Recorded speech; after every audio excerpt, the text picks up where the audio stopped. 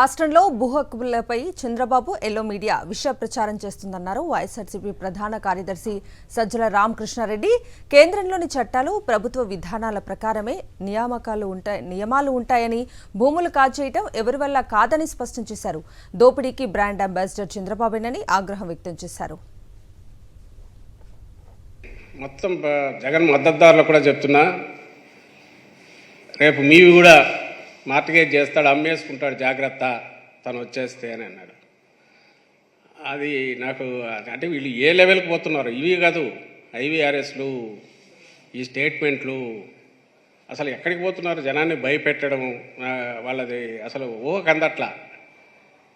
అంటే వీళ్ళ విష ప్రచారం ఎక్కడికి పోతుందంటే, అంటే బహుశా వీళ్ళు ఎప్పుడు అధికారంలోకి వచ్చే ఛాన్స్ లేదనుకున్నారో, అధికారంలోకి రాగాలనుకున్న ఆశ ఉండేవాడు ఎవడు ఉన్న ప్రభుత్వాన్ని, ప్రభుత్వ వ్యవస్థను హేళన చేస్తున్నా దాని విలువను తగ్గించేట్టు ఎవడు బిహేవ్ చేయడు. ఆ ప్రభుత్వం మీద, ప్రభుత్వ వ్యవస్థ మీద విశ్వాసం లేనివాడు, దాంతో పని లేనివాడే ఇంత అడ్డగోలుగా అరాచకంగా మాట్లాడతాడు. చంద్రబాబు నాయుడు గారు మొన్న ఉన్నాడు, ఇంకో రాష్ట్రంలో ఇంకోరు ఉంటారు, అడ్మినిస్ట్రేషన్లో ఎవరు పొలిటికల్ వీళ్ళు వచ్చినా ఫైనల్గా ప్రభుత్వం అనేది ఒక వ్యవస్థ. ఆ వ్యవస్థ కొన్ని గైడ్లైన్స్, కొన్ని బిజినెస్ రూల్స్, గైడ్లైన్స్ ప్రకారం నడుస్తుంది. రూల్ ఆఫ్ లా ఉంటుంది. అంటే రూల్ ఆఫ్ లా లేదనే వాళ్ళ ఉద్దేశం. ఈజ్ ఇట్ పాసిబుల్ నిజంగా ఎవరైనా ముఖ్యమంత్రి భూములన్నీ తీసుకొని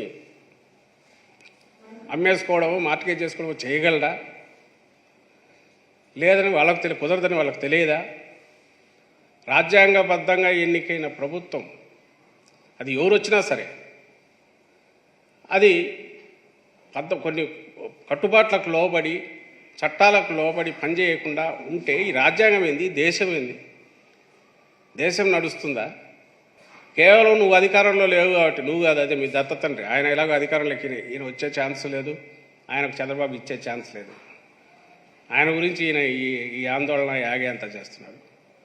ఆయన చెప్పినాడని నువ్వు చెప్తే, ఈయన చంద్రబాబు మాట్లాడేది తను ముఖ్యమంత్రిగా పనిచేసి ఆయన కూడా అట్లే మాట్లాడితే, ఆయన పార్టీ వాళ్ళు ఆయన చెప్పకుండా అయితే రాదుగా. ఐవీఆర్ఎస్ కాల్స్ అందరికీ ఇళ్ళకి వస్తున్నాయి. ల్యాండ్ టైటిలింగ్ యాక్ట్తో భూములు అన్నీ పోతాయి, జాగ్రత్త జాగ్రత్త. జిరాక్స్ పేపర్లు వస్తాయి, మీరు జాగ్రత్త జాగ్రత్త. ఎక్కడైనా ఇట్లా సిస్టమ్ ఉంటుందా?